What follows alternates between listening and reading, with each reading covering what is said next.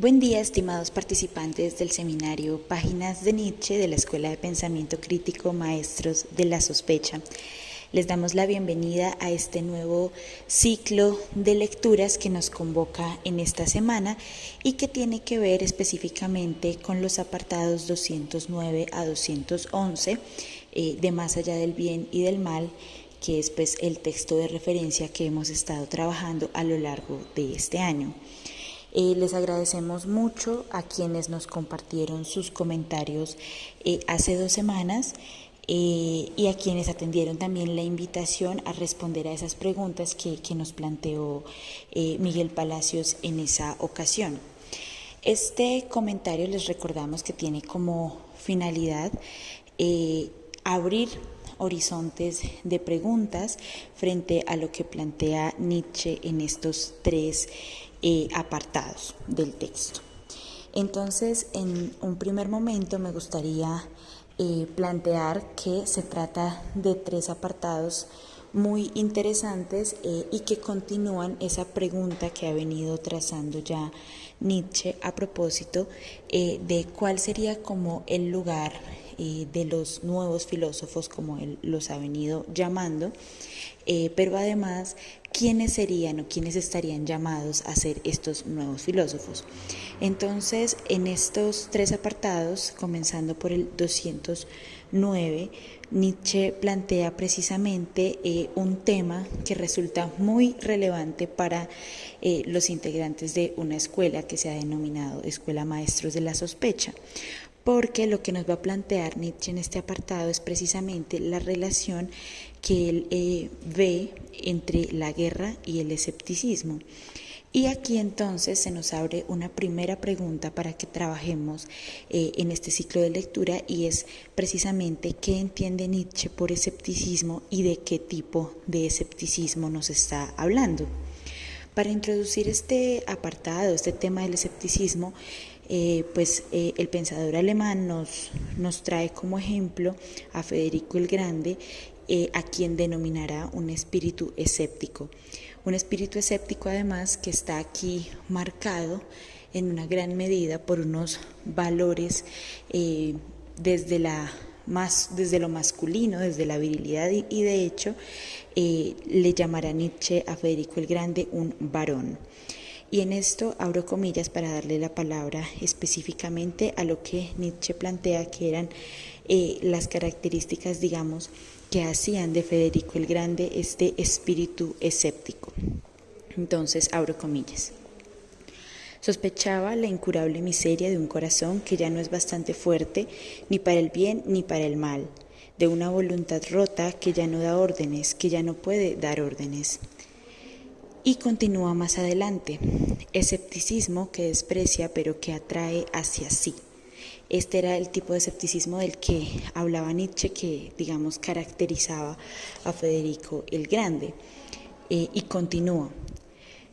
un escepticismo que socava y se posesiona, no cree, pero no se pierde en eso, otorga al espíritu una libertad peligrosa, pero al corazón lo sujeta con rigor. Entonces, frente a esto que acaba de mencionarse, pues Nietzsche encuentra que permite la aparición de un nuevo concepto del espíritu alemán. Y este nuevo concepto de espíritu alemán estará marcada por esa tendencia precisamente a eso que él denominará el escepticismo viril, que tiene que ver con unas características, digamos, muy específicas que recordará a continuación, y que tienen que ver con una intrepidez de la mirada, con la valentía y dureza de la mano al descomponer las cosas, con la voluntad de emprender peligrosos viajes de descubrimiento. Esa es la apertura que realiza en el apartado 209. En el apartado 210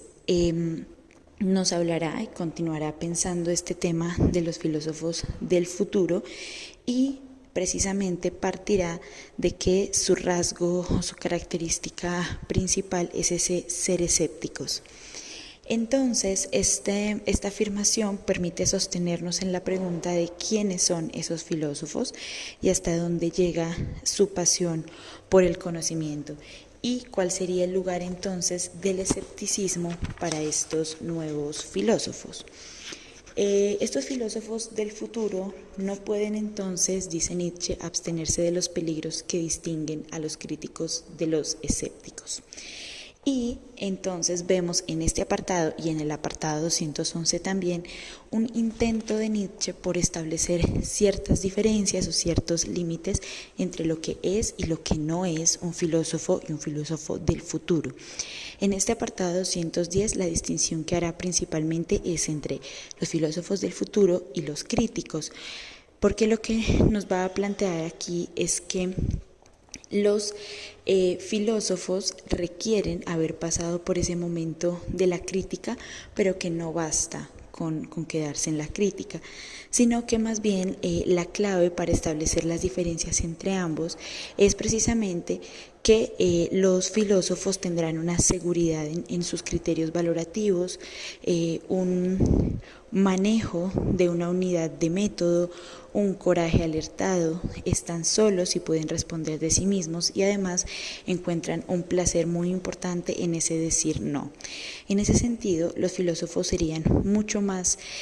duros, específicamente en el hecho de que no establecen relaciones con la verdad para que ésta les agrade o los eleve o los entusiasme, sino que por el contrario están siempre dispuestos a que la verdad sea más bien displacentera. En este sentido también estos nuevos filósofos pues tendrán una disciplina crítica y dicen Nietzsche unos hábitos que conducen a la limpieza y al rigor en los asuntos del espíritu. Finalmente, Nietzsche afirma que estos críticos son instrumentos del filósofo, es decir, esa sería otra forma de relacionar estos dos términos. Los críticos son esenciales también para hacer filosofía, pero ser crítico y ser filósofo no es lo mismo, sino que más bien estos críticos son instrumentos del filósofo y por eso no basta ser crítico para ser filósofo. Y esto también nos permite habilitar otra pregunta que podríamos conversar y es entonces, ¿qué significa ese ser filósofo? Y para introducir esta pregunta también y para complementarla más bien, en el apartado 211 Nietzsche hace otra distinción que es muy importante. Ya en el anterior nos ha hecho la distinción entre ser crítico y ser filósofo y en este apartado 211 hará la distinción entre lo que es ser un trabajador filosófico y un filósofo en sentido estricto.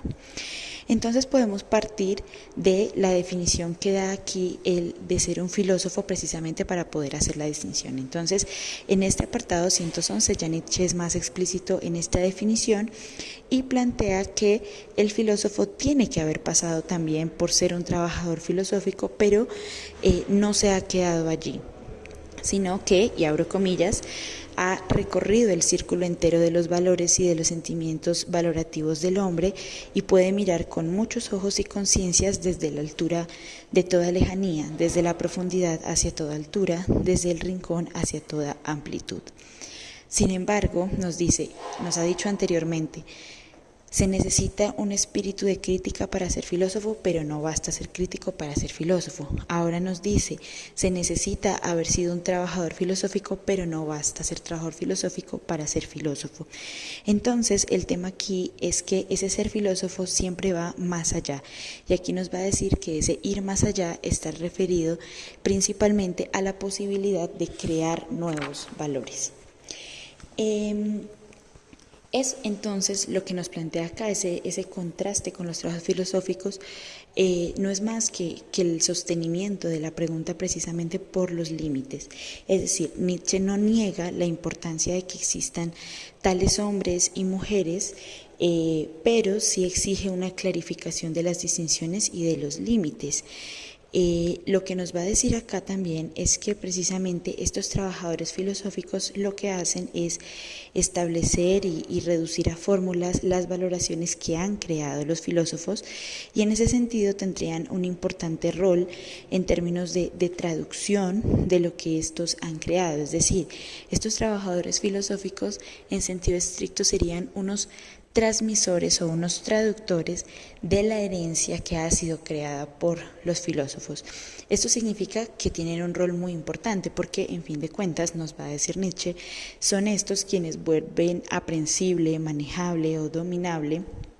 con la mirada y con el pensamiento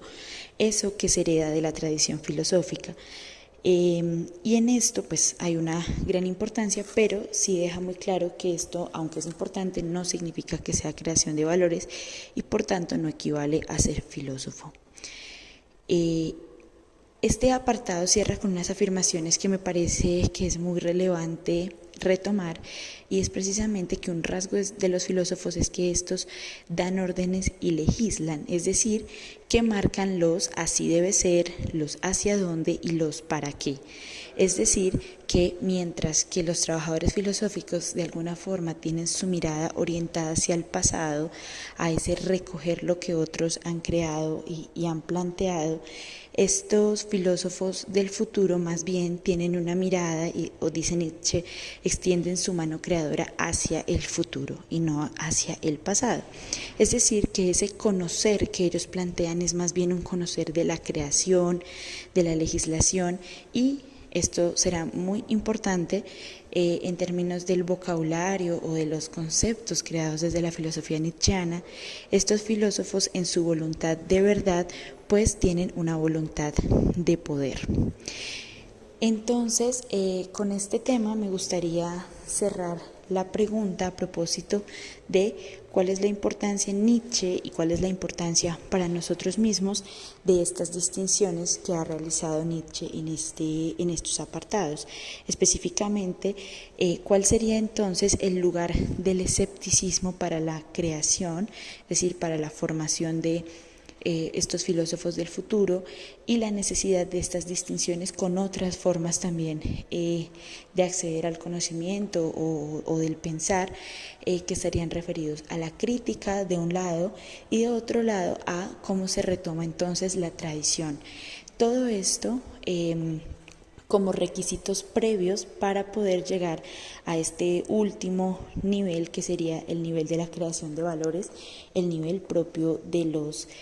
filósofos del futuro. Entonces, agradecemos mucho a quienes deseen compartirnos sus comentarios a propósito de estas preguntas tan interesantes que nos plantean en estos 3 apartados, y estamos atentos a escucharlos y a recoger sus impresiones en este, digamos, trayecto final del año 2022 del seminario Páginas de Nietzsche. Entonces les agradecemos mucho por su atención y esperamos que continúen teniendo un excelente día.